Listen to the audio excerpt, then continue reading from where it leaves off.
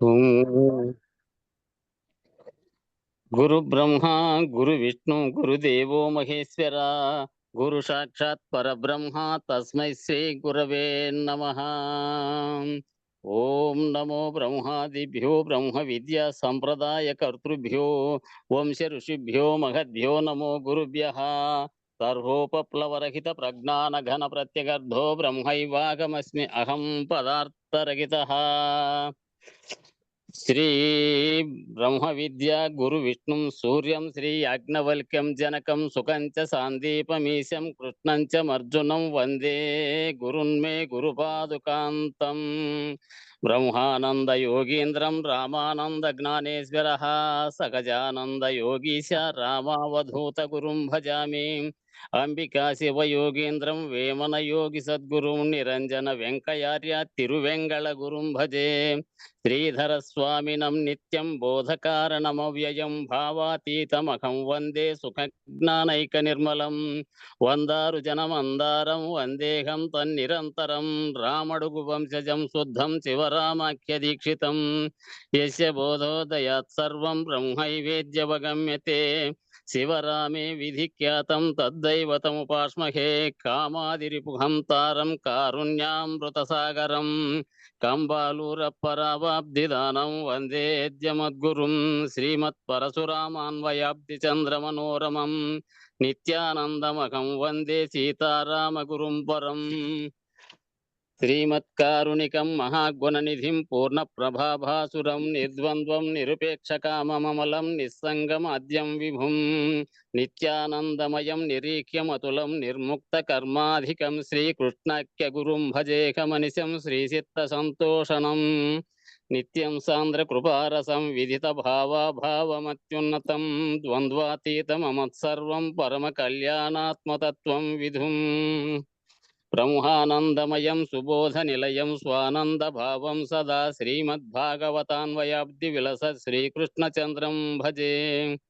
శ్రీవత్సగోత్రకలశాంబుధిపూర్ణచంద్రం శ్రీకృష్ణపాదకమలామృతపాన భృంగం శ్రీఫీలుకానవంశాంబుధిరేవ జాతం శ్రీలక్ష్మణార్య మనసా స్వగురుం భజామి. అచల పూర్ణ కేవలాత్మ స్వస్వరూప దీపికం ఫీలుకాన లక్ష్మణార్య దేశికేంద్ర కారణం బృహద్వాసిష్ట సద్విచార సాధు మార్గవర్తనం సచ్చిదానంద వెంకటేశ్వర సద్గురుం భజామ్యకం. ఆత్మానాత్మమతీతమనిశం కేవలాత్మోపదేశిక వేముల రామయార్య యోగేంద్రం సద్గురుభ్యో నమో నమః. ప్రణవాతీతమగమ్యం పరా ప్రకృతిరహితం పరమచలోపదేశిక శ్రీరాజయాఖ్య గురుం భజే. శ్రీ బ్రహ్మ విద్యా సిద్ధాంతం అచల తత్వోపదేశిక శ్రీ నాగయార్య యోగేంద్రం సద్గురుభ్యో నమో నమః. ద్వయాత్మరకిత సిద్ధాంతం పరమపురుష ప్రబోధక శ్రీ వివేకానంద సుబ్బయార్య సద్గురుభ్యో నమో నమః. క్షరాక్షరమతీతం చ అచల పూర్ణోపదేశిక శ్రీ పూర్ణానంద పుల్లయార్య సద్గురుభ్యో నమో నమః. అస్మద్గురు సమారంభం కృష్ణ సాందీప మధ్యమాం ఓంకారపీఠ పర్యంతం వందే గురు పరంపరం. జై సద్గురు ప్రభు మహారాజుకు జై. గురు పరంపరముకు జై. జై గురు. జై.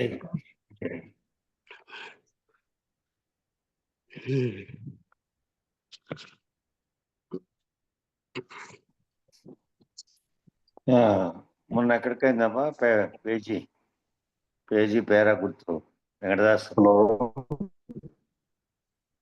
47 పేజీ. 47 పేజీ 59 మొదలు పెట్టాలి. 59 దాటికి అయింది. సరే సరే. జై గురుదేవ్.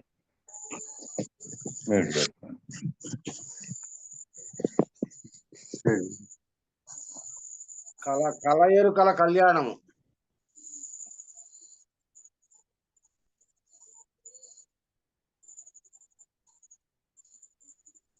నలభై 47వ పేజీలో ప్రకృతి పురుషుడు ఒక్కటేనా వేరు కాదా నేను శరీరం ఒకటేనా అదేనా? అదే అది అయింది. కలయిరు కళ్యాణము మొదలు పెట్టాల. అది కావాలి. సరే సరేలే కానిలే యాదో ఒకటి కానిలే.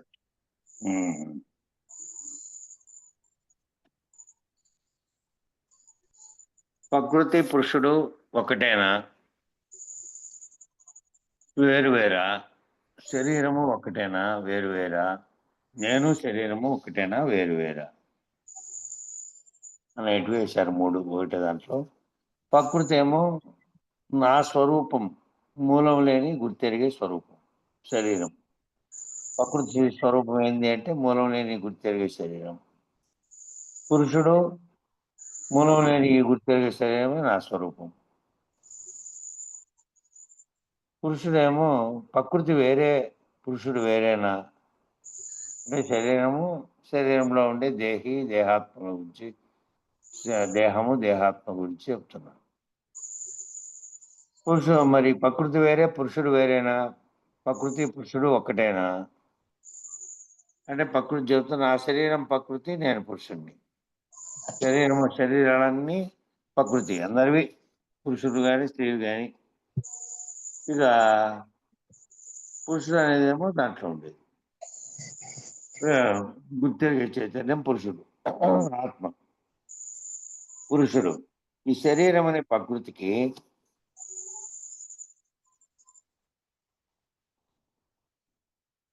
నేననే పురుషునకు ఏమైనా సంబంధం ఉన్నదా? శరీరం అనే ప్రకృతికి నేనని అంటున్నటువంటి ఆ గుర్తెరిగే దానికి పురుషుడు అంటే నేననేటువంటి గుర్తెరిగేది శరీరం. గుర్తెరిగే శరీరం అంటే ఆత్మగా ఉన్నది. దీనికి ఏమైనా సంబంధం ఉన్నదా లేదా? ప్రకృతి జవాబుతుంది, నన్ను నేను ఎరుగుదును, నా శరీరం అనే ప్రకృతిని ఎరుగుదు, మా మూలం మాత్రం ఎరుగను. నన్ను నేను ఎరుగుతా, నా శరీరం అనే ప్రకృతిని కూడా ఎరుగుతా, మా మూలం మాత్రం ఎరుగను. నేను నిద్ర వస్తే నిద్రపోతా, కలగంటే కలగంట, మేలుకొంటే మేలుకొంట. నన్ను విడిచి శరీరం ఉండదు, శరీరాన్ని విడిచి నేను ఉన్నాను. నిద్రపోతే నన్ను నేను ఎరుగా, శరీరాన్ని ఎరగను. నిద్రపోయినప్పుడేమో నన్ను నేను ఎరిగితే నేనే కదా గుర్తించేది, నేను లేను కాబట్టి నన్ను ఎరగను, శరీరాన్ని కూడా ఎరగను నిద్రపోయినప్పుడు.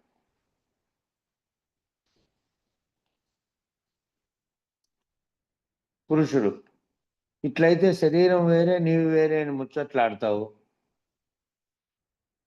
మరి అట్లయితే శరీరం వేరే నేను వేరే అని ముచ్చట్లాడతావు కదా అంటే ప్రకృతి చెబుతుంది అదేమీ లేదు, నేను శరీరం ఒక్కటే, నేనే ప్రకృతిని, నేనే పురుషుణ్ణి. నేనే ప్రకృతిగా ఉండే శరీరం అనే దాంట్లో ఆవరణగా ఉన్న దాంట్లో గుర్తెరిగే చైతన్యంగా నేనున్నా. అది లేకపోతే ఆవరణ లేకపోతే ఇది లేదు, గుర్తెరిగేది లేకపోతే అది పనిముట్టుగా ఉండి అది పనిచేయడం కూడా లేదు, అది పనిచేయదు. పరస్పర ఆధారంగా ఉన్నాయి. ఇది లేకుండా అది పనిచేయదు, అది లేకుండా ఇది పనిచేయదు అన్నట్టు. ఇది 60 అచల పరిపూర్ణ బోధ. ఈ ప్రశ్న పుట్టని చావని దాని జాడ చెప్పండి. పురుషుడు చెప్తున్నాడు, ప్రకృతి పురుషుల మధ్య జరిగినటువంటి ప్రశ్న జవాబు. పుట్టని చావని దాని జాడ చెప్పండి అంటే అది అసాధ్యం, ఎంతవారికి తెలియదు. మీకెలాగో ఏంటంటే మీకే విధంగా మరి అది అసాధ్యమైతే అంటే పురుషుడు సూచన చేయంగానే అదే ఉన్నది, సూచన చేయంగానే అదే ఉన్నది. ఉన్నది బయలే, లేనిది ఎరుక, లేనెరుక ఇస్తే ఇంక అదే ఉన్నది. సూచన చేయంగానే తాను రహితమైపోతే అదే ఉన్నది. ఇంకా సరే, ఉన్నది ఉన్నట్టు చూడబడే యుక్తిని సూచన చేయండి. ఆ ఉన్నది ఉన్నట్లుగా చూడబడేటువంటి యుక్తి సూచన చేయండి. నీకు తీవ్రం మహాలావు,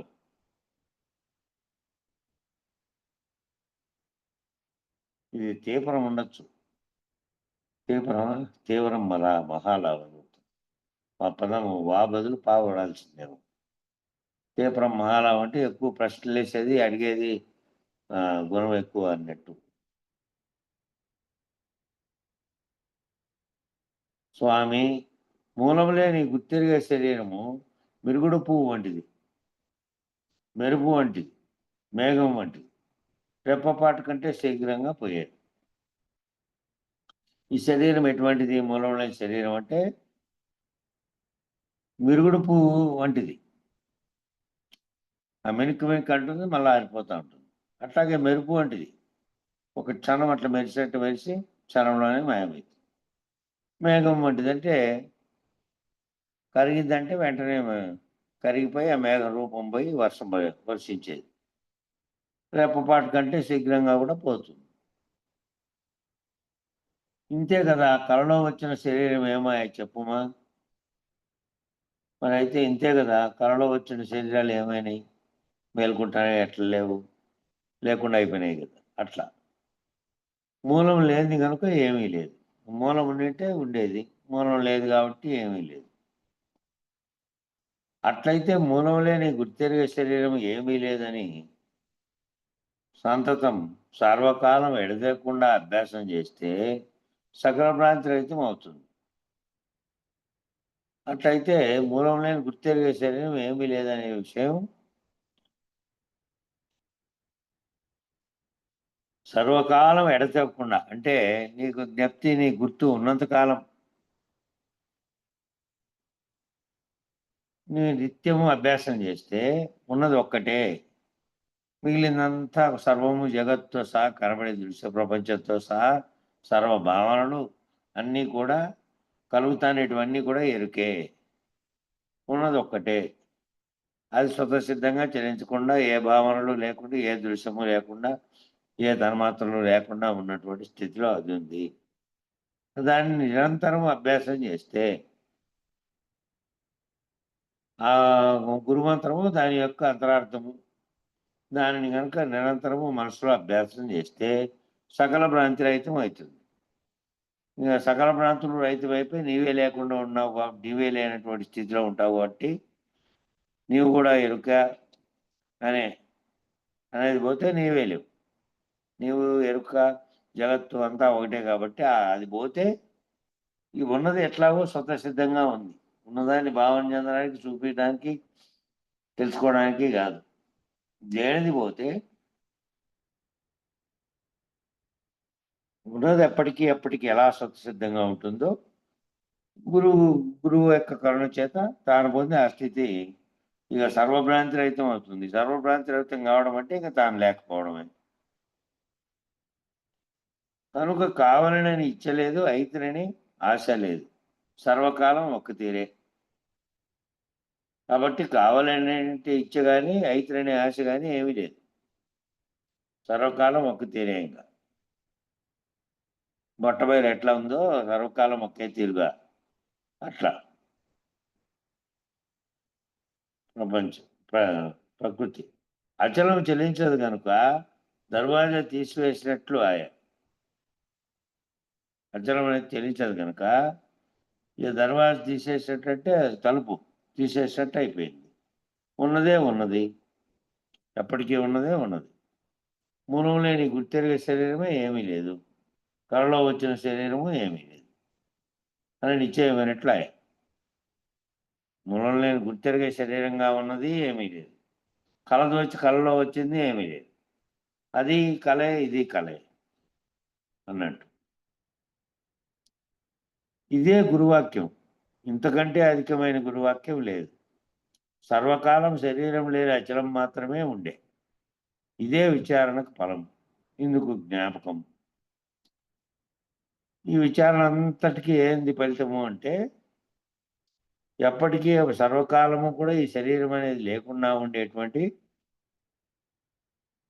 దీనిలాగా ఏ రకమైనటువంటి పరిణామ వికారం లేనటువంటి స్వతసిద్ధమైనటువంటిదే ఉంది ఎప్పటికీ.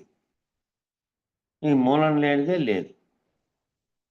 కాబట్టి సర్వకాలం ఒక్కటి మాత్రమే ఉన్నది, శరీరం లేనటువంటి అచలం మాత్రమే ఉంది. అదే విచారణ ఫలము.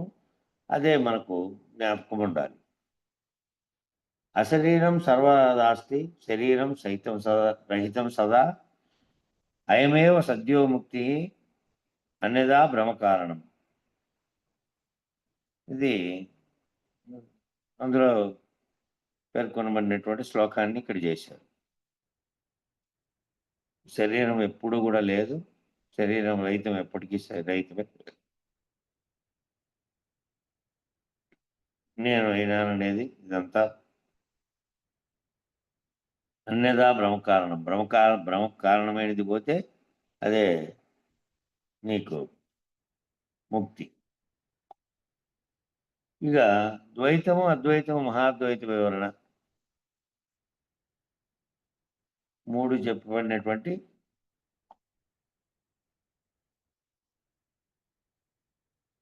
ఇవి ఇస్తున్నారు. ద్వైతము అద్వైతము మహాద్వైతము. మహాద్వైతమేమో మనం చెప్పే అచలం,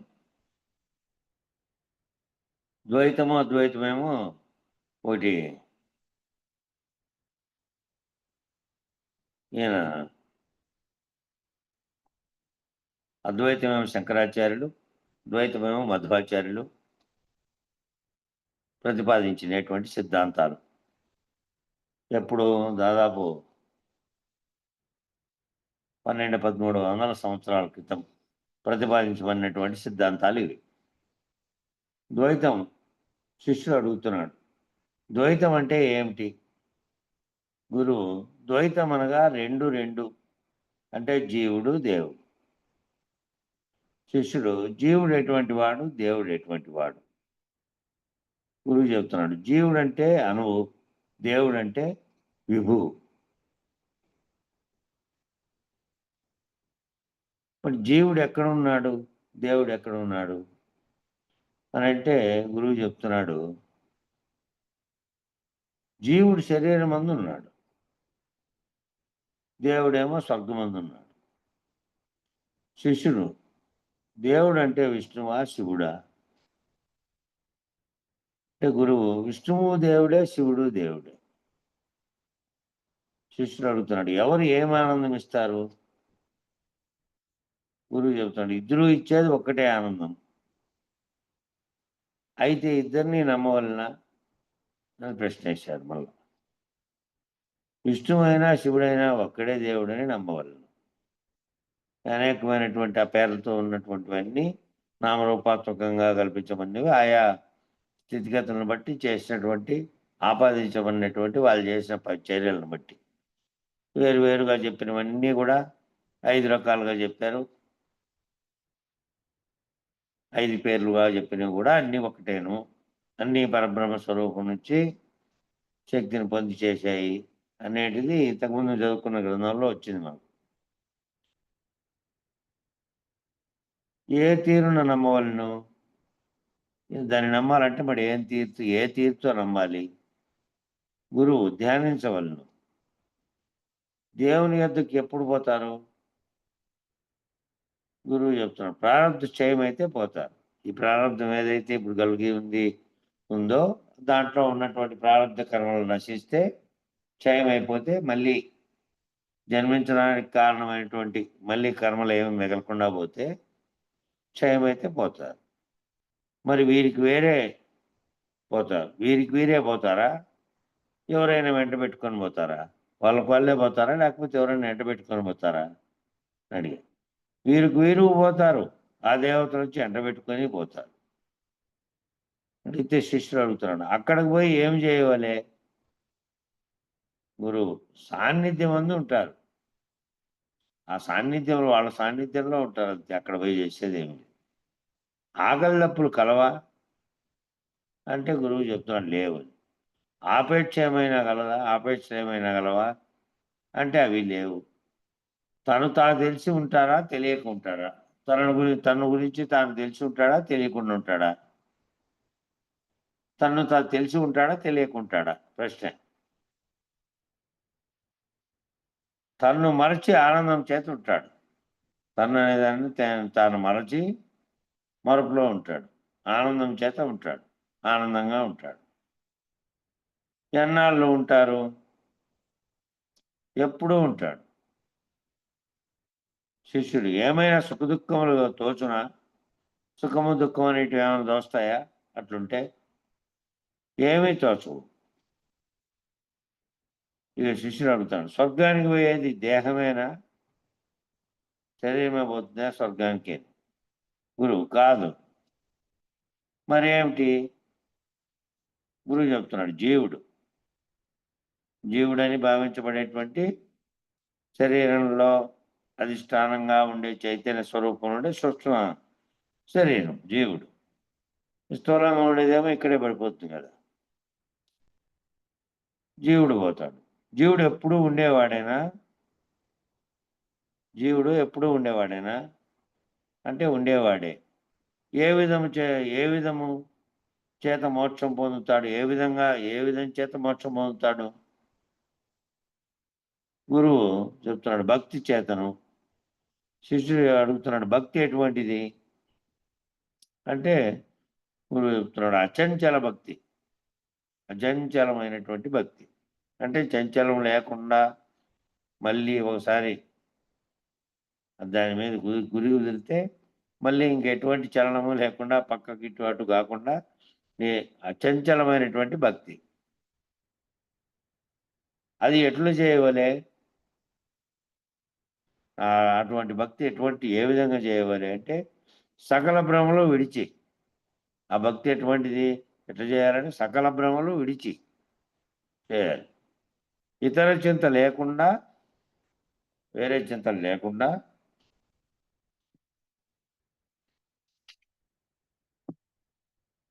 సకల కాలాల యందు స్వామిని ధ్యానించవాలి. ధ్యానించకుంటే నరకం. శిష్యుడు, నరకమునందు ఏమి అనుభవము? నరకం అంటే ఏమి అనుభవం మరి అంటే సకల నిర్బంధాలు. అంతకుముందు స్థితిలో స్వర్గం అని చెప్పబడింది, దాంట్లోనేమో సకల భ్రాంతులు లేకుండా ఉన్నటువంటి ఆనందము అనేది ఉంది అని చెప్పారు. ఈ దీంట్లోనేమో నరకం అంటే మరి ఏమి? అదేమో భక్తిభావంతో ఆ విధంగా పొందుతాడు. ముక్తి పొంది తాను లేనటువంటి స్థితిని తెలుసుకొని ఉన్నటువంటిది ఇది. భ్రమలు ఏమీ లేకుండా, చింతలు లేకుండా. మరి నరకం అంటే ఏమంటే అనుభవము. సకల నిర్బంధాలు. నరకానికి అనుభవం ఏంటంటే సకల నిర్బంధాలు. నేను ఉన్నాననే దాంట్లో ఏవైతే ప్రకృతి సర్వద్వంద్వాలు ఉన్నాయో, సుఖ దుఃఖాలు, కష్ట నష్టాలు, అన్నీ, బాధ, ఆనందం, ఇవన్నీ ఉన్నటువంటిది. నిర్బంధాలు, సకల నిర్బంధాలు ఉంటే అదే నరకం. ఎలాగ తొలగను? ఏ విధంగా తొలుగుతాయి మరి అవి? గురువు చెప్తున్నాడు, భక్తి చేతను. స్వర్గమందు చేరి సృష్టి స్థితిలకు తాను కర్తయ్యగున. ఏ స్వర్గానికి పోయినాడు తానే సృష్టి స్థితిలకు తానే కర్తయ్యగున అని అంటే గురువు చెప్తున్నాడు, కాదు. శిష్యుడు అడుగుతున్నాడు, ఇచ్చావిహారముగా తిరుగున, తనకి ఇష్టం వచ్చినట్టు తిరుగుతాడు ఆడ అంటే గురువు చెప్తున్నాడు, తిరగడు. తను తెలిసి ఉండునా? తన గురించి తాను తెలిసి ఉంటాడా అంటే తెలిసి ఉండడు. తాను అనేదే లేకుండా ఉంటాడు. ఆనందం అనగా ఎలాగో? ఆనందం అంటే మరి ఎలాగో అంటే తను మరచుట ఆనందం. నేననేది మరచి ఉంటే ఆనందం. తను మరచుట ఆనందం అని చెప్పాడు. అయితే ద్వైతము భ్రాంతి మతం. ఇదంతా ఇప్పుడు జరిగిన మాటలన్నీ ద్వైతంలో. స్వర్గ నరకాలు వేరుగా ఉన్నాయి. జీవుడు అక్కడికి పోతాడు, అక్కడికి పోయి వాళ్ళ సాన్నిధ్యంలో ఉంటాడు. ఆనందాన్ని, వాళ్ళ సాన్నిధ్యంలో ఆనందం అనిపిస్తాడు. నేననే దాన్ని మరిచి ఉంటాడు. అది పొందడానికి భక్తి చేయాలి. ఆ భక్తి అచంచలంగా ఉండాలి. అట్లా అక్కడికి పోవాలి. అది స్వర్గం అనేది ప్రత్యేకంగా ఉంది, నరకం అనేది ఉంది అనేటువంటి ఇప్పుడు చెప్పినంత ప్రశ్న జవాబులన్నీ అవే. ఇక దాని గురించి చెప్తున్నాడు, ద్వైతం అనేది భ్రాంతి మతం. పైన ఇప్పుడు దాకా మాట్లాడుకునేవన్నీ భ్రాంతి మతంగా ఉన్నటువంటిది. అది సకల భ్రాంతులు తొలగించి నీవు నువ్వు ఊహించినటువంటి స్వర్గ నరకాలు ఈ జగత్తు ఏమీ లేదు, ఎప్పటికెప్పటికి స్వతసిద్ధంగా ఉన్నది అనేది మాత్రమే ఉన్నదని చెప్పేదేమో అచలం. కానీ ఆ ద్వైతము ఆ విధంగా చెప్తే అద్వైతం కూడా కొంత భ్రాంతిని నిలబెడుతుంది. ఇదేమో చాలా భ్రాంతులు నిలబెడుతుంది ద్వైతము. కాబట్టి ద్వైతం భ్రాంతి మతము. ఎందుకంటే నాకు విమానం వస్తున్నది, దాని మీద కూర్చుంటాను, ఆకాశమునకు పోతాను, దేవుని మీద కూర్చుంటాను, ఆకలి దప్పికలు లేవు, నాకు మహాసుఖం కలుగుతున్నది, నా అంతవారు ఎవరూ కాబోరు అని భ్రమపడతారు. ఈ భ్రమలన్నీ అద్వైతంలో పొందేటి. నేను ఈ విధంగా తపస్సు చేసి అచంచల భక్తితో దేవుని మెప్పిస్తే స్వర్గం నుంచి నాకు విమానం పంపిస్తారు, దాంట్లో కూర్చొని పోతాను, దేవుని ఎదుట కూర్చుంటాను, ఆకలి దప్పికలు ఉండవు, మహాసుఖం కలుగుతుంది, నా అంతవారు ఎవరు కాబోరు అని భ్రమపడతారు. ఇందులో ఒక్కటి లేదు, ఇందులో చెప్పినవన్నీ ఒక్కటి లేదు, ఒకటి జరిగేటివి కాదు అవి. అవన్నీ కళలో ముచ్చట్లే, ఇవన్నీ కూడా కళలో ముచ్చట్లే, ఆ కళ గణమే అవి. ఎవరన్నా విమానం వచ్చి ఒకరినన్నా ఎక్కించుకొని పెట్టు, యావి ఉండదు సినిమాలో తప్ప, అన్ని కళలో ముచ్చట్లే ఇవి. ఇందుకే నా భ్రమ, ఈ భ్రమను, అందుకే నా భ్రమ అంతా అందుకే ఈ భ్రమను వదలవలే, ఈ భ్రమకే భ్రమపడతారు. ఈ భ్రమ అంటే ఏదైతే భ్రమగా చెందుతుందో భ్రమ తాత్కాలికమైనదైనా దాంట్లో హాయిగా ఆనందం పొందుతాడనమాట. ఆ భ్రమలోనే ఈ భ్రమకే భ్రమపడతారు. ఈ భ్రమ అనే దానికే మళ్ళీ భ్రమ చెందుతారట. భ్రమ వదలమంటే మునిగిపోతుందని అంటారు. భ్రమ వదిలితేనేమో మునిగిపోతుందంటే ఇంకేంది, భ్రమ ఉండబట్టే ప్రత్యేకంగా స్వర్గ నరకాలను ఊహించుకొని దాంట్లోకి పోతామని, అచంచల భక్తితో ఆ దేవుని ధ్యానిస్తే ఆడికి పోతామని ఈ భ్రమలు కల్పించుకొని దాంట్లోనే ఉన్నారు. కాబట్టి అది వదిలినారనుకో మునిగిపోతారు. భ్రమరహితమే కావాలను, భ్రమరహితమైతేనే ముక్తి, కానీ భ్రమను నిలబెట్టుకుంటే ముక్తి కాదు. ఇక అద్వైతం, ద్వైతం గురించి అక్కడ చెప్పారు కదా, అద్వైతం గురించి ఇక్కడ చెప్తున్నారు. అద్వైతం అంటే ఏమి? గురువు అంతా పరమాత్మ, జీవుడు పరమాత్మే, అంతా పరమాత్మే, జీవుడు కూడా పరమాత్మే అని చెప్పేది. దానికంటే ఇందాక చెప్పినటువంటి ద్వైతం కంటే కొంచెం మెరుగైంది ఇది. దాదాపు అనేక అంశాలలో అచలము అద్వైతము రెండు అనేక అంశాలు సమానంగా ఉంటాయి. ఆఖరిలోనేమో దీంట్లో దాని బ్రహ్మంగా ఉంటే తానే సృష్టికి కారణమైనటువంటి స్థితిలో, సాక్షిత్వ స్థితిలో నిలబడిపోతాడు. అది కూడా రహితపరిచేటువంటి మార్గమేమో అచలమని, మహాద్వైతమని ప్రతిపాదించబడింది. ఇక అద్వైతం అంటే ఏమి అని అంటే, శిష్యుడు గురువు అంతా పరమాత్మే, జీవుడు పరమాత్మే. మరి శిష్యుడు జీవుడు అనే పేరు ఎలాగ వచ్చను? దానికి జీవుడు అనే పేరు ఎలా వచ్చింది? దానికి గురువు. బింబము పేరు పరమాత్మ, ప్రతిబింబం పేరు జీవాత్మ. ఆ బింబం పేరేమో పరమాత్మ, సమిష్టిది. అది వ్యష్టిగా తీసుకుంటే ప్రతిబింబం యొక్క పేరు జీవాత్మ. మరి శిష్యుడు దృష్టాంతంతో చెప్పండి, దృష్టాంతం ఏదైనా ఉంటే దృష్టాంతంతో చెప్పండి అని శిష్యుడు అడిగాడు. గురువు చెప్తున్నాడు, సూర్యుడు జలఘటంలో ప్రతిఫలించినట్లు. సూర్యుడు, అసలైన సూర్యుడు ఒకడే ఉన్నాడు. కింద కుండలు పెట్టే కుండల్లో నీళ్లు పోశారు. ప్రతి కుండలోనూ ఒక సూర్యుడు 10 ఉంటే 10 10 సూర్యుళ్ళు కనపడుతున్నారు. 10 సూర్యుళ్ళు ఉన్నారంటే లేరు, ఒకటే ఉండేది. అట్లా జలఘటంలో ప్రతిఫలించినట్టు, జలఘటంలో ఉన్నట్టుగా తోచింది. నీళ్ళు లేకపోతే తోచేది లేదు, దాంట్లో కనపడేది లేదు, ఖాళీ ప్రదేశమే ఉంది. కుండలోనూ బయలే, బయట బయలే ఉంది, అంతటా బయలు. ఆ కుండలో నీళ్లు ఉన్నందువల్ల నీళ్ళలో ప్రతిఫలించే దాన్ని చూసి భ్రమ చెందడమే.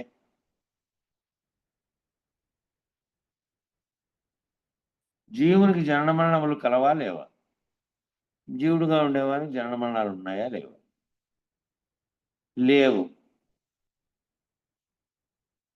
లేవు అని చెప్పాడు. తానే ఆ పరమాత్మ అయినటువంటి స్థితిలో గనక సమిష్టికర్తగా తానే ఉన్నానని తెలిసి ఆత్మతత్వం, ఆత్మ జ్ఞానం తెలిస్తే లేవు. శరీరానికి ఉన్నాయి. శరీరంలో ఉండే అధిష్టానంగా ఉన్నాడు కాబట్టి జీవుడు, దానికి లేదు, దీనికి ఉంది. అది మరలా ఉపాధి పొందుతోంది కానీ గురువు ఏమో లేవని చెప్పాడు.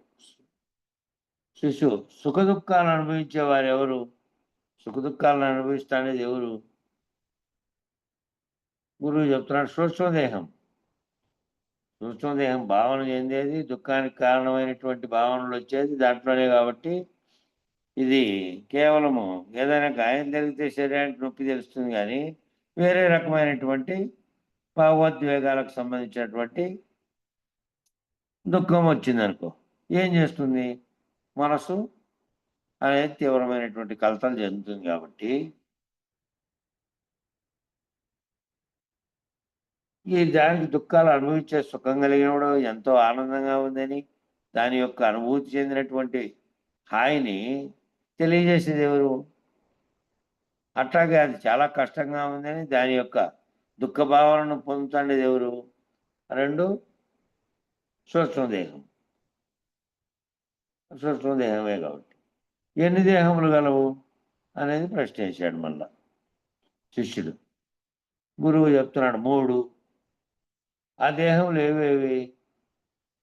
ఒకటి స్థూలము, సూక్ష్మము, కారణము. స్థూలంగా ఉండేది మన శరీరంగా ఉన్నటువంటిది, సూక్ష్మంగా ఉండేదేమో మన కలగంటున్నటువంటి తేజస్థితిలో ఉన్నది, కారణమేమో అన్నిటికీ సాక్షిత్వ స్థితిలో ఉన్నటువంటి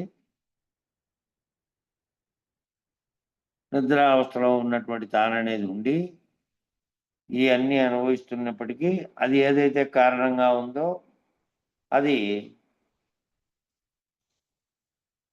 సాక్షిత్వ స్థితిలో ఉన్నటువంటిది, అది కారణం. ఏ దేహం ఎంత మట్టుకుండును? ఈ 3 దేహాల్లో ఏ దేహం ఎంత మట్టుకుంటుంది? గురువు ప్రారంధ క్షయ పర్యంతము స్థూల దేహం ఉండును. ప్రారంధం అనేది క్షయమయ్యే వరకు. ప్రారంధం అనేది ఎక్కడి నుంచి వచ్చింది? అంతకుముందు సంచిత కర్మలు కొన్ని, మళ్ళీ ఇప్పుడు చేస్తున్నటువంటివి జన్మించడం ద్వారా చేసినటువంటి కర్మ యొక్క ఫలితమే ప్రారంధం. కాబట్టి ప్రారంధం ఎంతకాలం ఉంటుందో ఆ ప్రారంధం క్షయమయ్యే పర్యంతము స్థూలదేహం ఉంటుంది. ముక్తి పర్యంతము సూక్ష్మదేహం ఉంటుంది. ఆ ముక్తి పొందే వరకు ఈ సూక్ష్మదేహం కూడా ఉంటుంది. శిష్యుడు అడిగాడు, జన్మానికి పోయేది ఏమిటిది? మళ్ళీ జన్మానికి పోతుందే, అది ఏమిటిది? స్థూలదేహం పోతుందా లేకపోతే సూక్ష్మదేహం పోతుందా అనేది. సూక్ష్మదేహం. మరి స్థూలదేహం పోగానే సూక్ష్మదేహం ఎక్కడికి పోవును? స్థూలదేహం అనేది ప్రాణం పోతానే దాంట్లో ఉండేటువంటి సూక్ష్మదేహం ఎక్కడికి పోతుంది? మరి ఒక దేహంలో చొచ్చును. మరి ఒక దేహం ఏదైతే తయారవుతుందో దాంట్లో పోయి చొచ్చును. గర్భనరకమును పొందును. మళ్ళీ అక్కడ గర్భనరకం పొందుతుంది. 9 నెలల పాటు గర్భనరకాన్ని పొందుతుంది. శిష్యుడు, ఈ సూక్ష్మదేహము ఎలాగూ లేకపోవును? ఈ సూక్ష్మదేహము ఏ విధంగా లేకుండా పోతుంది? గురువు జీవ బ్రహ్మైక్యాను సంధానం కలిగినప్పుడు లేకపోవును. జీవుడు బ్రహ్మం ఒక్కటేనని అద్వైతంలో చెప్పినట్టు బ్రహ్మమే తానని, కనిపించే జగత్తు లేదని ఆ భావాన్ని పొంది మహావాక్య విచారం ద్వారా తానే బ్రహ్మం అయినటువంటి ఐక్యానుసంధానం కలిగితే అప్పుడు లేకుండా పోతుంది. జీవ బ్రహ్మైక్యాను సంధానము ఎలాగూ, అది ఎట్లా జీవుడు బ్రహ్మము ఐక్యమైనటువంటి సంధానం ఎలాగూ అంటే గురువు చెప్తున్నాడు, యోగాభ్యాసం చేయవలను. దానికంతా యోగాభ్యాసాలు చేయాలి కాబట్టి దాంట్లో యోగం ద్వారా తాను ఆత్మస్వరూపుడు అనేటువంటిది తెలిసి ఆ స్థితిలో ఉండడం. యోగాభ్యాసం వలన జీవుడు పరమాత్మ ఎగునా? యోగాభ్యాసాల వలన జీవుడు పరమాత్మ అవుతాడా అని అడిగాడు. అవును, అద్వైతం ప్రకారం వాళ్ళు చెప్పేది అదే. యోగాభ్యాసం వల్ల తన యొక్క నిజ స్వరూప స్థితి తెలిసి ఆ స్వరూప స్థితిలోనే ఉండడము అనే దాని ద్వారా తాను అవుతాడా అంటే అవును. జీవుడు అయినప్పుడు ఏమి అనుభవము, పరమాత్మ అయినప్పుడు ఏమి అనుభవము? మరి జీవుడుగా ఉండేవాడే తానే పరమాత్మ అయినాడు కదా. రెండు అనుసంధానం జరిగినప్పుడు తానే పరమాత్మ అయినప్పుడు అప్పుడేం అనుభవము, ఇప్పుడేం అనుభవము అనేది అడిగాడు గురువు. జీవునికి అనుభవం లేదు, పరమాత్మకు అనుభవం లేదు. ఈ జీవుడిగా ఉండేదానికి అనుభవం లేదు, పరమాత్మకు అనుభవం లేదు. సూక్ష్మదేహమే సుఖ దుఃఖములు అనుభవించేది.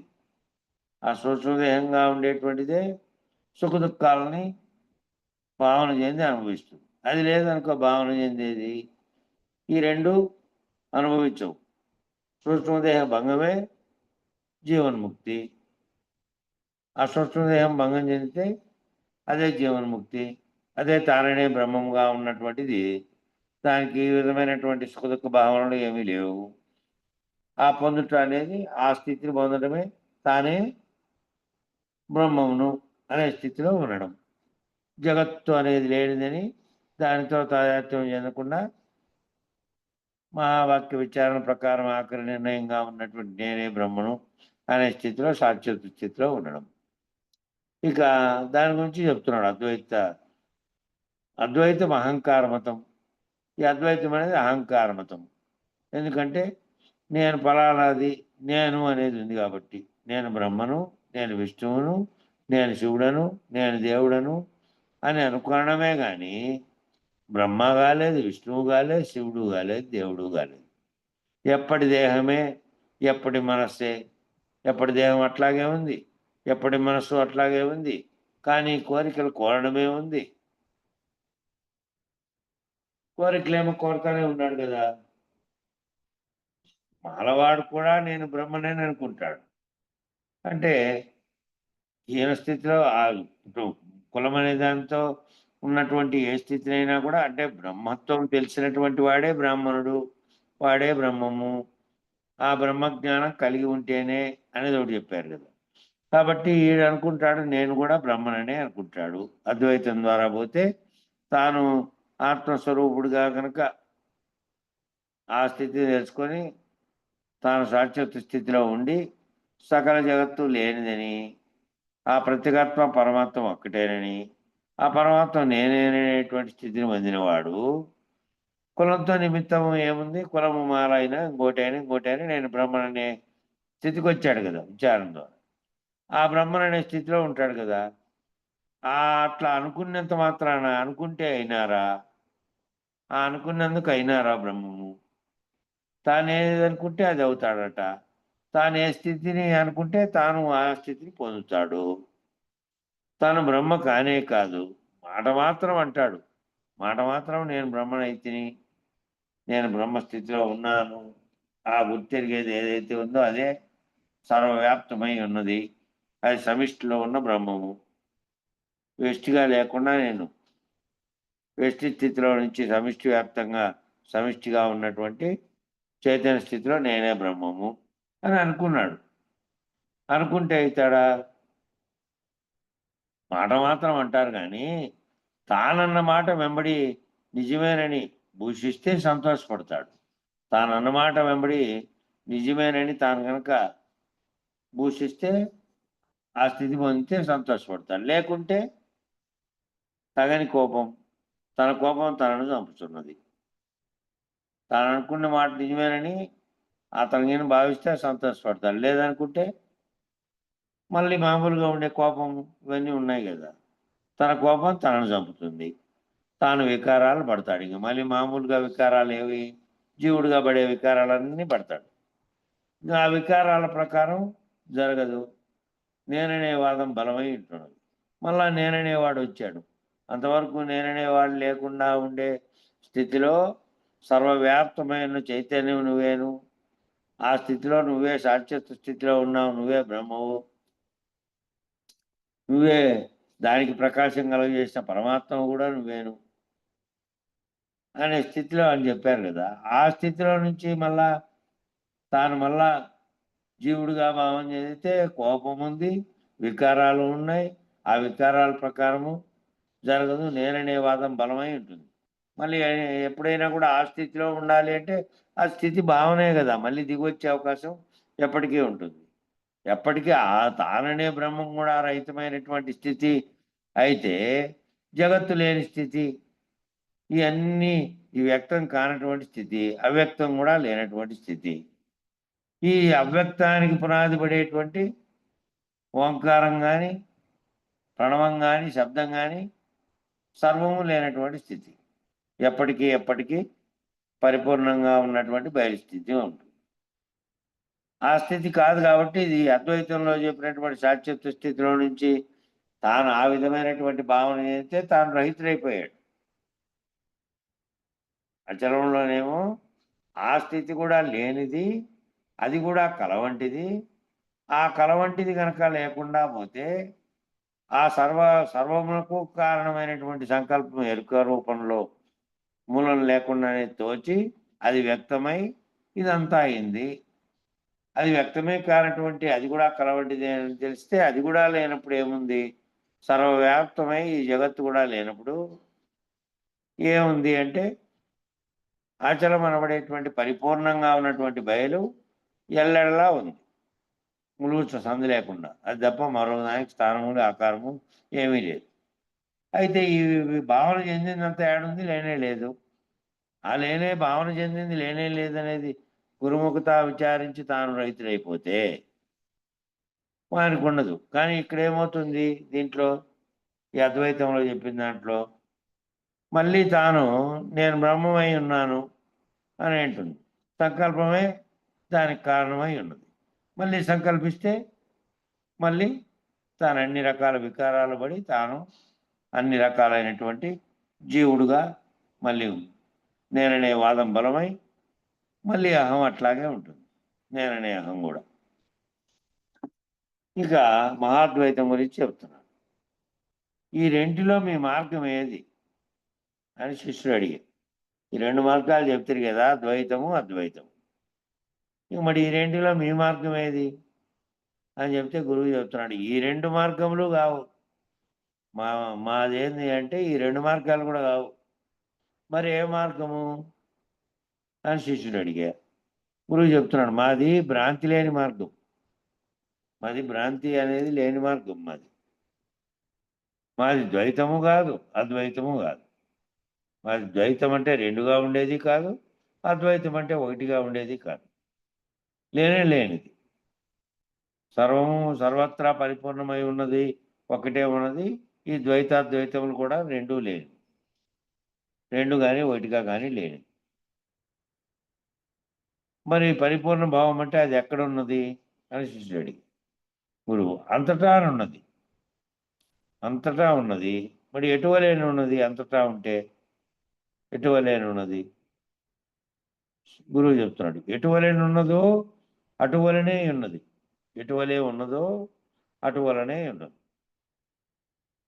ఎటువలే అంటే ఎట్లున్నదో అట్లే ఉంది. అంటే ముందు ఇట్లుండే, మళ్ళీ ఇట్లా పరిణామం చెందా, మళ్ళీ ఇట్లా పెరిగా, మళ్ళీ ఇట్లా కొంచెంచుకొని పోయా, మళ్ళీ దాంట్లో ఇట్లవన్నీ పలానవన్నీ వచ్చా అని చెప్పేది కాదు. కాబట్టి అది ముందు వెనుకలు లేనిది, ఆద్యంతంలో లేనిది. కాబట్టి ఎప్పటికీ ఒకే రకమైన స్వతసిద్ధంగా ఉండేది. కాబట్టి దాంట్లో ఏ వికారాలు, ఏ రకమైన పరిణామాలు లేదా ఆది అంతం కానీ ఇంకోటి కానీ లేదు. కాబట్టి అది ఎట్లుంటే అట్లే ఉంది.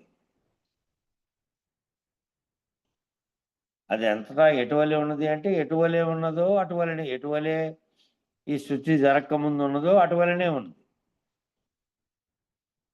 జనన మరణములకు పోయేది ఏమిటి? ఆ జనన మరణాలకు పోతున్నది ఏమిటి?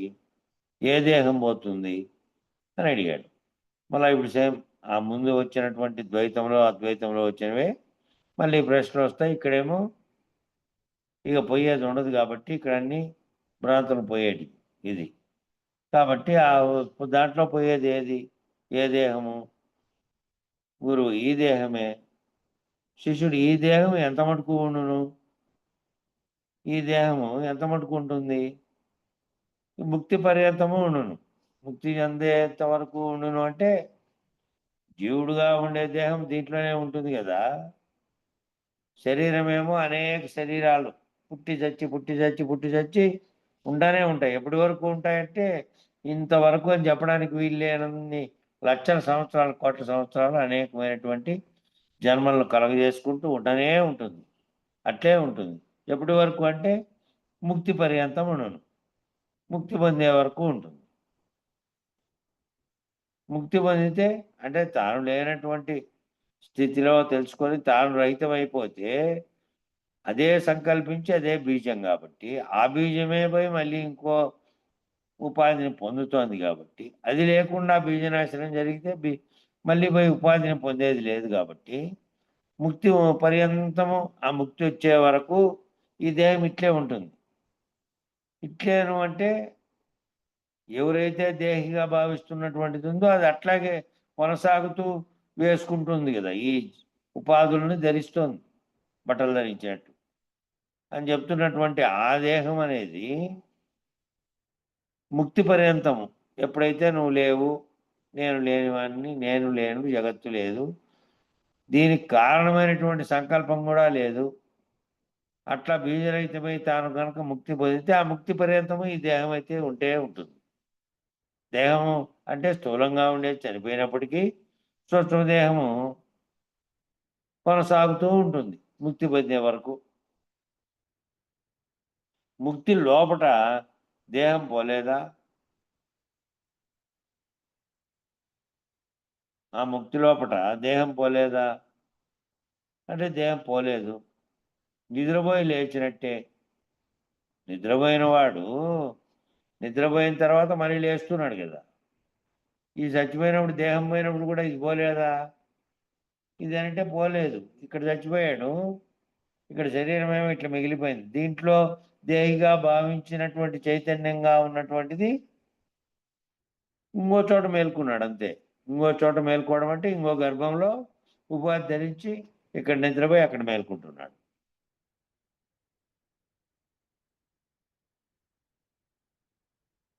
నిద్రపోయి లేచినట్టే ఇక్కడ పోతోంది, అక్కడ వస్తుంది.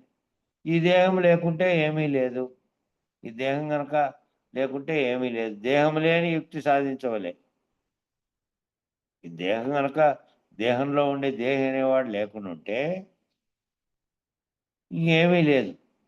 దేహం లేకుండా ఉన్నటువంటి దేహాన్ని పొందకుండా ఉండేటువంటి యుక్తిని సాధించాలి. దేహాన్ని పొందకుండా ముక్తి సాధించాలంటే దేహి లేనటువంటి స్థితిని పొందాలి. పొందితే జీవన్ముక్తుడుగా ఉంటాడు. శరీరం ఉన్నప్పటికీ అది పోయినప్పటికీ సంకల్పించే దేహి లేకుండా ఉన్నటువంటి వాడయ్యాడు కాబట్టి, అశరీరుడు అయ్యాడు కాబట్టి అది మళ్ళీ పోయి తగిలించుకునే కారణమైనటువంటి బీజం నశించేది ఉన్నాడు కాబట్టి మళ్ళీ పోయేది లేదు. ఆ దేహం లేని యుక్తి సాధించవలే అని చెప్పారు కదా. శిష్యుడు అడుగుతున్నాడు, ఎలాగు లేకపోవును, అది లేకుండా పోయేది ఎట్లా మరి అని. గురువాక్యం చేత, దృఢాభ్యాసం చేత. గురువాక్యము చెప్పారు. ఆ గురువాక్యం యొక్క మంత్రార్థము చెప్పారు.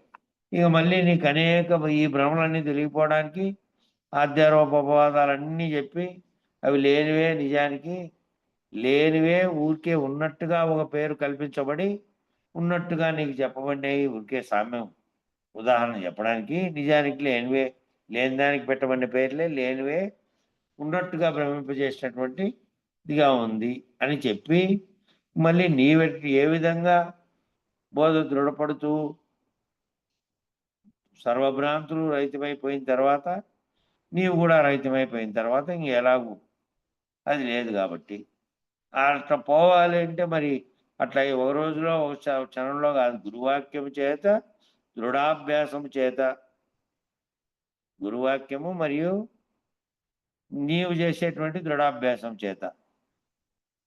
అభ్యాసంలో లేవు, సాధనలు లేవంటే ఎప్పుడు లేవు, ఇంకా నువ్వు రహితమయ్యే స్థితికి వచ్చినప్పుడు లేవు. ఇంకా ఈ సర్వభ్రాంతుల్ని తొలగించుకున్నప్పుడు ఈ విచారణ అనే క్రమంలో ఈ ఉందనేటువంటి జగత్తు ఏ విధంగా తోచిందో మూడవస్థలు నువ్వు చెప్పి, ఆ మూడవస్థలకు అతీతంగా ఉండే స్థితిని చెప్పి, ఆ స్థితి సర్వవ్యాప్తమైనటువంటి ఆ స్థితిలో కూడా ఆ స్థితి కలగడానికి కారణమైన స్థితిని కూడా చెప్పి, దాన్ని రహితపరిచి గురువు రహితపరిచే వరకు నువ్వు అప్పుడు అభ్యాసం అనేది దృఢాభ్యాసం చేత, గురువాక్యం చేత చిక్కులేని మార్గం తెలియవలే. మళ్ళీ చిక్కులు కలగకుండా ఉన్నటువంటి మార్గం. చిక్కులు కలుగుతాయి అంటే మళ్ళీ నీవు ఉంటే, నేనుంటే మళ్ళీ చిక్కులు కలుగుతాయి. నాకు చెప్పింటే పైన అద్వైతంలో నేను అనేది ఉన్నవాడు మళ్ళీ తనకు అన్నీ వస్తాయి, తనకు వికారాలు పొందుతాడు, కోపం పొందుతాడు, మళ్ళీ అన్నీ ఉంటాయి. కాబట్టి అది లేనటువంటి ఇదేమో చిక్కులేని మార్గం, సర్వభ్రాంతులను తొలగించే మార్గం. మళ్ళీ నేను ఉంటే మళ్ళీ నేననేది వచ్చే స్థితి ఉంటుంది. కాబట్టి నేను కూడా లేని మార్గం, చిక్కులేని మార్గం తెలాలి. శిష్యుడు అడుగుతున్నాడు, అయ్యా మీ మార్గమే బాగా ఉంది, అయ్యా మీ మార్గం బాగుంది, ఇది మాకు చెప్పండి, నేను తెలుసుకుంటాను. మీ మార్గం చాలా బాగుంది, మరి నాకు ఇది చెప్పండి, నేను తెలుసుకుంటాను అని అంటే గురువు అంటున్నాడు, అది అప్పుడే చెప్పకూడదు, చెబితే నిస్సారం, అతుకదు, పాటలన్నీ పడవాలి. అది అప్పుడే చెప్పకూడదు, చెబితే నిస్సారం అయిపోతుంది, అతకదు కూడా. ఏమేం పాటలు పడాలో అవి పడాలి. పడాలి అంటే ఈ పాటలన్నీ, పడుతున్న పాటలన్నీ జరుగుతున్నటువంటి ఈ భ్రాంతుల్లో భాగంగా జరుగుతున్నవన్నీ నీకు వివరణ పూర్వకంగా అర్థం కావాలి కదా.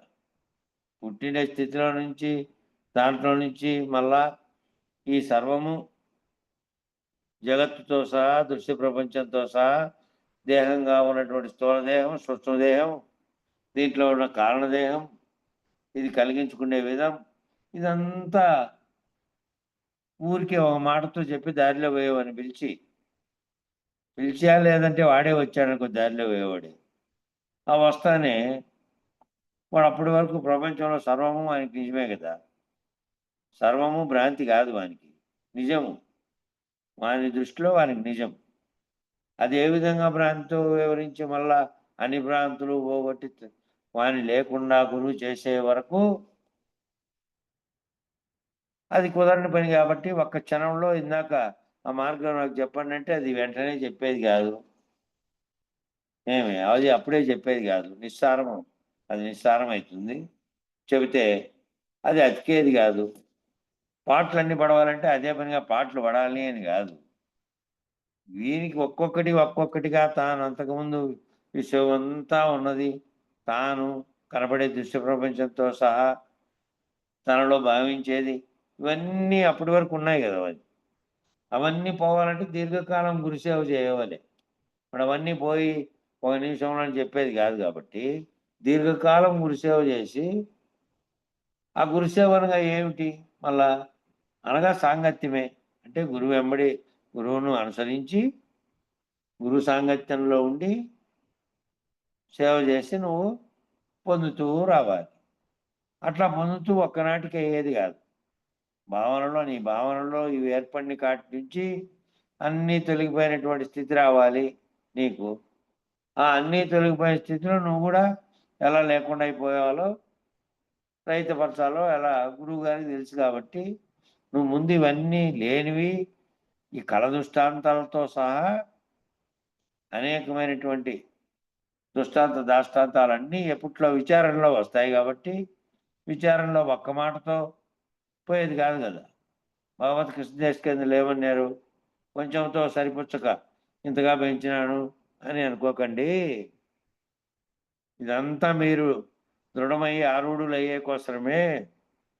వచ్చిందే అనేక సార్లు వచ్చింది కదా. అన్ని దానంలోనూ అదే విషయమే కదా. వేరు చాప్టర్లు పేరు పెట్టినప్పటికీ ఈ అధ్యాయము లేనేరుకు అధ్యాయము, పరిపూర్ణ భావము, బోధ దృఢీకరణ, ఇవన్నీ చెప్పినప్పటికీ ఈ అభయాస్తం ఇచ్చి గురువు అభయాస్తం ఇచ్చే వరకు, ఆ చెప్పి అన్నీ చేసే వరకు, నీ ఆ స్థితి పొందే వరకు ఇన్ని రకాలుగా చెప్పవలసి వచ్చింది. ఎందుకంటే అంతా ఒక్క క్షణంలో ఊరికే శివలో మంత్రం చెప్పో దీన్నే 108 సార్లు అనుకోపో అనేది కాదు కదా. నువ్వు ఆ స్థితిని భావన చెంది ఈ జగత్తుతో సహా, నీతో సహా, నేననే దానితో సహా ఏ విధంగా కలవడ్డిదో, లేనిదో, ఏ విధంగా నువ్వు జగత్తు సర్వము లేనప్పుడు ఏదైతే స్వతసిద్ధమైనది ఉందో అదే ఉంది. నేను ఉన్నాననే భావన కానీ, జగత్తు ఉన్నదనే భావన కానీ, వ్యవహరిస్తున్నాననే భావన కానీ, ఈ చెప్తున్నాను, వింటున్నాను, ఈ సర్వచర్యలు లేనటువంటి స్థితి ఏదైతే ఉందో అది పరిపూర్ణమై, అచలమై, సర్వవ్యాప్తమైనటువంటిది. ఆ స్థితిలోని గురువే నీకు మళ్ళీ చెప్పడానికి వచ్చి చెప్పాడు ఇవన్నీ. కాబట్టి అప్పుడు ఆ స్థితిలో అప్పుడు పొందుతావు తప్ప ఇప్పుడు చెప్పరాదా అంటే క్షణంలో చెప్పేది కాదు అది. దీర్ఘకాలం గురుసేవ చేయవలే. గురుసేవ అనగా సాంగత్యమేను. గురుసేవ చేసేదము మీ భావమే సాధించేదము, మిమ్మల్ని నమ్మి కష్టపడదాము అని శిష్యుడు చెప్పాడు. సరే అయితే గురుసేవ చేస్తాము, మీ భావమే సాధిస్తాం మేము కూడా, నేను నమ్మి కష్టపడేదను, మిమ్మల్ని నమ్ముతున్నా, నేను కష్టపడతాను మిమ్మల్ని నమ్మి అని చెప్పే శిష్యుడు. గురువు శాంతంతో ఉండి తెలుసుకోవాలి. ఈ శాంతంతో ఉండి నిదానంగా తెలుసుకునేటువంటి మార్గం ఇది. మళ్ళా ఊరికే తాత్కాలికంగా తెలుసుకునేటువంటి మిగతా భ్రాంతులు మళ్ళా కలగడానికి కారణమైనటువంటిది కాదు ఇది. ఈ శాంతంతో ఉండి తెలుసుకోవాలి. తెలిసే పర్యంతము ఉండవలను. తెలిసే పర్యంతము, తెలిసేదేమో మహా దుస్తరం. తెలియబడేదంటే తెలిసింది, మంత్రం అర్థం తెలిసింది, దాంట్లో వాక్యాలు తెలిసినాయి అనేది కాదు. ఇది శాంతంతో ఉండి తెలిసేది. ఆ శాంతంతో తెలిసి ఉండి తెలుసుకోవాలి. తెలిసే పర్యంతము అట్లే ఉండాలి. మధ్యలో ఏ రకమైనటువంటి ఇవన్నీ మార్పులు రాకూడదు. తెలిసేది కూడా మహాదుస్తరము. మహాదుస్తరం మామూలుగా తెలిసేది కాదు ఇది. అందుకని దీంతో విద్యార్హతలో లేకపోతే ఇంకోటో, ఉన్నత విద్యో, ఉన్నత స్థాయో, ఇంకోటో తెలిసేది కాదు ఇది. నిరంతర గురుసేవ, తర్వాత నిరంతర సాధన. ఏది సాధన? ఆ వాక్యాల్లో అంతరార్థాలు చెప్పుకుంటూ వచ్చారే ఏవైతే భద్రాద్రి రామశతకంలో మొదలుపెట్టి సృష్టి ఇట్లా అయిందప్ప అనే కాటి నుంచి మళ్ళీ లాస్ట్కు సాంకేతార్క నమస్కారాలు చెప్పి నువ్వే ఆ సాక్షాత్ స్థితిలో ఉన్నటువంటి పరమాత్మ ఎవరైతే బ్రహ్మకు సృష్టికి కారణమైనటువంటి సంకల్పం కలగజేయడానికి కారణమైందో అది కూడా నువ్వేనని తెలిసిపోయిన తర్వాత వాటి వరకు పొందేది కాదు. దాన్ని కూడా రహితం చేసుకునేటువంటి మహాద్వైతం ఇది. అద్వైతంలో నిలబెట్టబడినటువంటి ఆ సాక్షి లేడు ఇక్కడ. ఉంటే మళ్ళీ కలుగుతాయి కాబట్టి మనకి. కాబట్టి ఇది మహా దుస్తరమైనటువంటిది. మిగతా వాటిలాగా అన్నిట్లాగా తెలియబడేటువంటి మిగతా వాటి అన్నిటికంటే దుస్తరమైనది. కాబట్టి తెలిసేది మహా దుస్తరం. తెలిసేది నిత్యం కాదు. నిత్యమయ్యే ఉన్నది. నిత్యానికి నిలకడగలదు. శబ్దము కాదు, స్పర్శ కాదు, రూపము కాదు, రసము కాదు, గంధము కాదు, బ్రహ్మ కాదు, విష్ణువు కాదు, ఏదీ కాదు. మరి ఏదీ కాకపోతే ఎటువంటిది? మరి ఏదీ కాదంటాను. ఏది కాకపోతే ఎటువంటిది? అది ఏది కాదంటే అచలం. ఏది దానికి ఏ రకమైనటువంటిది కాదు కదా. దానికి అది నిలకడగా ఉంది. అది శబ్దం కాదు. అది పంచతన్మాత్రలతో ఉండేదైతే పంచతన్మాత్రల్లో ఏదో ఒకటి దాని రూపకంగా నీకు తెలియబడేది. ఇంకో ఇట్లా శబ్ద రూపంలో ఉంది, ఇట్లా వాసన వస్తుంది, ఇట్లా ఫలానా రూపం కలిగి ఉంది, ఫలానా విధంగా ఉంది అని చెప్పడానికి వీలు లేనటువంటిది అది. కాబట్టి అది బ్రహ్మ, విష్ణువు, ఇంకోటి కానే కాదు. ఏది కాకపోతే ఎటువంటిది మరి? అంటే గురువు చెప్తున్నాడు, అంటే ఎటువంటిదో వారే తెలియవలే, వారే తెలియవలే. ఆ గురువు చేత భావన పొందిన తర్వాత వాళ్ళు ఎవరైతే శుశ్రూషలు చేసి చతుర్వేద శుశ్రూషలు గురువుని అంటి పెట్టుకొని గురువాక్యాన్ని నిరంతరము భావన చెందుతారో, దాని యొక్క అంతరార్థంతో భావన చెంది ఉంటారో, ఎవరైతే తాను లేను అనేటువంటి భావనతో ఉంటారో, తాను లేను అని అంటే తాను లేనని ఉండడము ఉండకపోవడము అనే భావనలు కూడా లేవు. ఇంకా ఉండడము ఉండకపోవడం అనే భావనలు ఏదైతే మన గురుమంత్రము చేత తనకు తెలియబడిందో, గురువు ఏదైతే నీవు కూడా ఏ విధంగా లేవని, నీవు అనేది జగత్ అనే సర్వము కూడా కలవంటిదేననే భావన చెందడానికి చెప్పాడో, ఆ నేననేది ఏదైతే కల్పించుకొని నేననేది భావన చెందుతున్నటువంటిది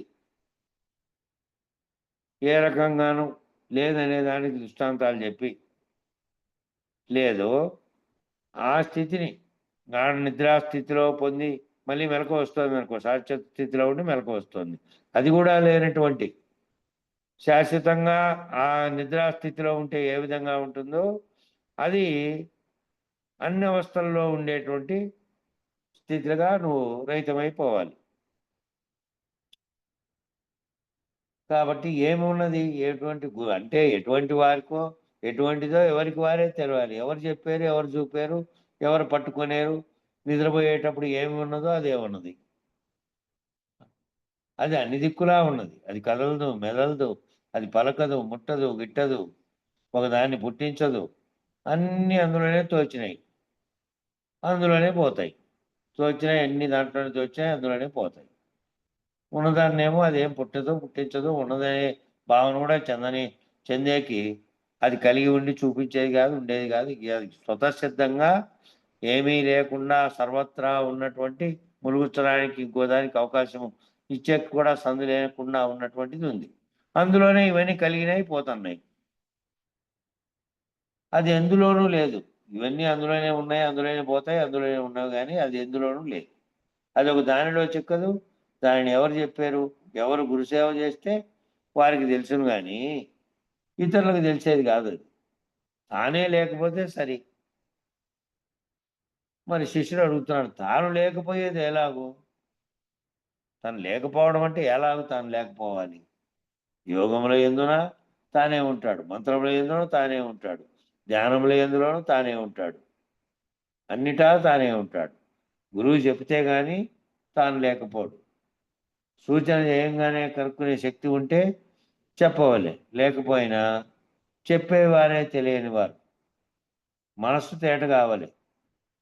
కాబట్టి ఇవన్నిట్లోనూ వాడే ఎవరైతే నేనని భావిస్తున్నాడో, యోగాల్లో, మంత్రాల్లో, ధ్యానంలో అన్నిట్లోనూ నేననే ఆ చెప్పేవాడు ఉన్నాడు కదా, ఆ భావన చెందేవాడు ఉన్నాడు కదా, ఆ యోగం చేసేవాడు ఉన్నాడు, ఆ మంత్రాన్ని చదువుతున్నవాడు, ధ్యానం చేస్తున్నవాడు, అందరూ ఉన్నారు. వాడే ఎవడైతే చేస్తున్నాడో వాడు. కానీ గురువు చెప్తే కానీ తాను లేకపోడు. గురువు చెప్తే, గురువు తెలియజేస్తే, గురువు నీకు రహిత మార్గం చెప్పి ఆ రహిత పరిస్థితే తప్ప నువ్వు లేకుండా పోలేవు. సూచన చేయంగానే కనుక్కునే శక్తి ఉంటే చెప్పవాలి, లేకపోయినా సూచన చేయంగానే కనుక్కోవాలి అని అంటే ఆ మంత్రం చెప్పినాడే సూచన చేయితే ఆ ఏమాత్రం ఏమీ తెలుసుకోలేడు.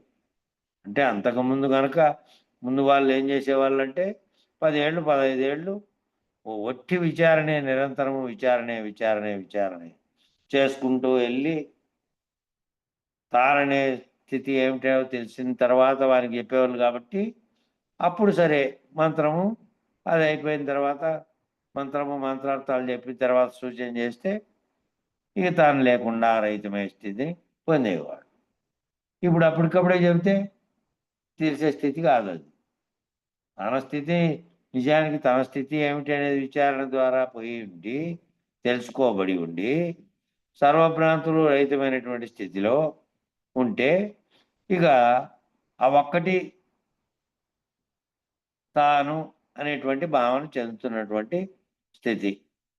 ఆ ఒక్కటి కూడా లేకపోతే ఉన్నటువంటిది ఏదో అదే ఉంది. అది చెప్పడానికి ఆ చెప్పేకి ఆ ధ్యానంలోని అన్నిట్లోనూ ఎప్పుడే ఉంటాడు కదా, తాను ఎవరు గురువు చెప్తే గాని లేకపోలేడు.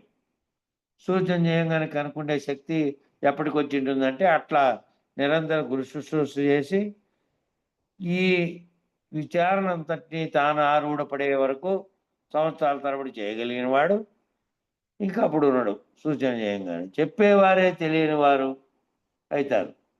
ఈ సూచన చేసే కనుక చేయంగానే శక్తి ఉంటే చెప్పాలి, లేకపోతే ఈ చెప్పేవారే తెలియని వారు అనేట్టు అవుతుంది. మనసు తేట కావాలి, మనసు లేకపోవాలి. మనసంతా తేట ఏం కావాలి? తేట మనసులోకి ఏవైతే అన్ని ముద్రణలు వచ్చి పన్నాయో, ఇవన్నీ ఉన్నట్టుగా భ్రాంతులన్నీ పన్నాయో, ఇవన్నీ అనుభవాలుగా ఉన్నటువంటివన్నీ వాసనలు అన్నీ సర్వము ఏవైతే మనసులోకి పన్నాయో అది తేట కావాలి. అంటే ముందు ఎట్లా ఉన్నదో శుద్ధ స్థితిలో మళ్ళీ కాకముందు ఉన్నటువంటి స్థితిలోకి కావాలి తేట. అప్పుడు మనసు లేకపోవాలి, అది లేకుండా అయిపోవాలి. మనసు అమనస్కం అయిపోవాలి, మనసు కరగవాలి. చెప్పే గురువుకు మనసు ఎంత మాత్రం లేనే లేదు. చెప్పే గురువు మనసు రహితమై ఉన్నాడు ఆల్రెడీ. శిష్యునికి చెప్పడం కోసమే వచ్చాడు లేనట్లు. కళలో చెప్పినట్లు ఉంటున్నది, ఆ కళలో చెప్పినట్లే ఉండాలి. చెప్పే గురువుకు మనసే లేదు కాబట్టి అన్నీ కళలో ముచ్చట్లే. ఇవన్నీ కళలో జరుగుతున్నదే ముచ్చట్లు. ఇప్పుడు చదువుతున్నది, మీరు వింటున్నది సర్వము కళలో ముచ్చట్లే. అన్నీ కళలో ముచ్చట్లే, కళకు మూలం లేదు. దానికి అదే పుడుతోంది, దానికి అదే పోతుంది. దానికి మర్యాద లేదు. తానుంటే కళ, లేకపోతే కళ లేదు. అయింది, ఒక్క నిమిషం, ఈ పేర అయిపోతుంది.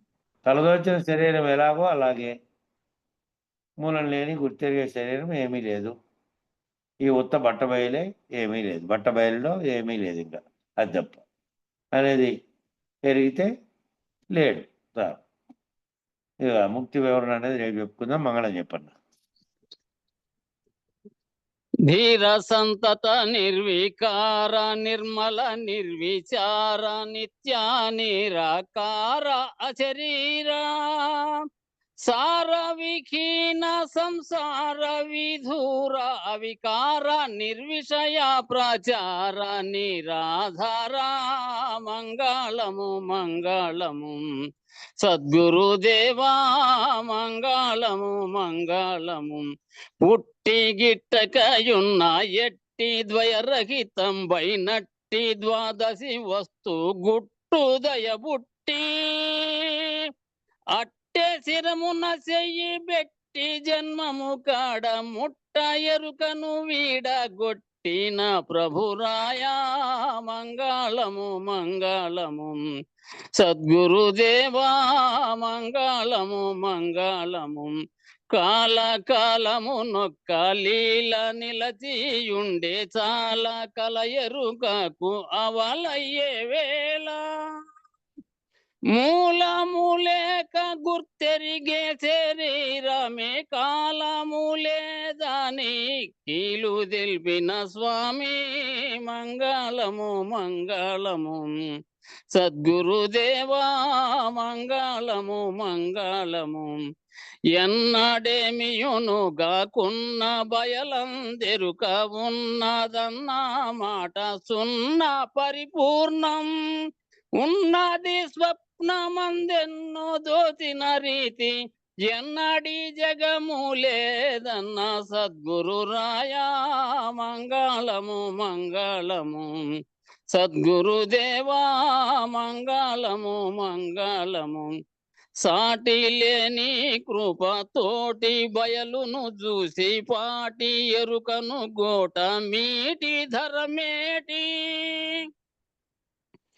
కోటి లింగయ్యకు ఈ సూటి నెరిగించిన ధీటులేరే సూరి కోటేశ్వర ప్రభో మంగళము మంగళము సద్గురుదేవా మంగళము మంగళము మంగళం గురుదేవాయ మహనీయ గుణాత్మనే సర్వలోక శరణ్యాయ సాధురూపాయ మంగళం. జై సద్గురు ప్రభు మహారాజుకు జై. శ్రీ పూర్ణానంద పుల్లయార్య సద్గురు ప్రభు మహారాజుకు జై. శ్రీ వివేకానంద బండారు సుబ్బయార్య సద్గురు ప్రభు మహారాజుకు జై. గురు పరంపరముకు జై. గురు భక్త మండలికి జై. జై గురు. జై గురు.